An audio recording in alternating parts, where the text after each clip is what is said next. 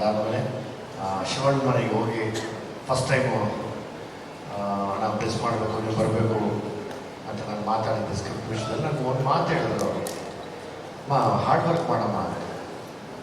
ಆ ಒಂದು ಮಾತು ನಾನು ಯಾವಾಗಲೂ ತುಂಬ ಜೀವನದಲ್ಲಿ ಇಷ್ಟಪಡೋದು ಒಂದೇ ಮಾತನ್ನ, ತುಂಬ ಹಾರ್ಡ್ ವರ್ಕ್ ಮಾಡೋದು.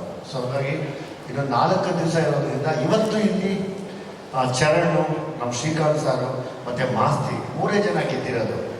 ನಮ್ಮದು ರಿಸಲ್ಟ್ ಹೇಳಿದ್ರು ಶುಕ್ರವಾರ ಬೆಳಿಗ್ಗೆ ಬರಬೇಕು as a director, as an actor, ನಾನಾಗಲಿ ಧನಂಜಯ ಆಗಲಿ ಎಲ್ಲ.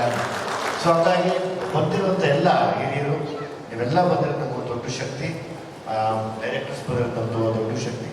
ನನ್ನ ರಿಸಲ್ಟ್ನ ಶುಕ್ರವಾರ ಆದಮೇಲೆ ಖಂಡಿತವಾಗ್ಲೂ ನಾನು ನನ್ನ ತಮ್ಮನೆಲ್ಲ ಕೇಳ್ಕೊತೀನಿ, 1000% ಮತ್ತೆ ನಾವು ಸೇರ್ತೀವಿ ಇದೇ ಸ್ಟೇಜ್ ಮೇಲೆ, ಇದೇ ಥರ ಸ್ಟೇಜ್ ಮೇಲೆ.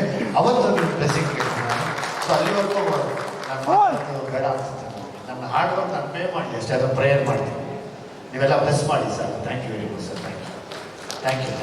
ವಿಜಯ್ ಸರ್ ಹೇಳಿದ್ರು ಅವ್ರು ಮಾತಾಡಲ್ಲ, ಬಟ್ ಅವರು ಒಂದು ಕೂಸಂತೆ ಸಾಕಿರುವಂತಹ ತಮ್ಮ ಮಗು ಸಲಗ ಬಿಡುಗಡೆ ಆಗ್ತಾ ಇದೆ 14ನೇ ತಾರೀಕು. ಆ ಚಿತ್ರದ ಬಗ್ಗೆ ಅವ್ರಿಗೆ ತುಂಬಾ ನಿರೀಕ್ಷೆ ಇದೆ.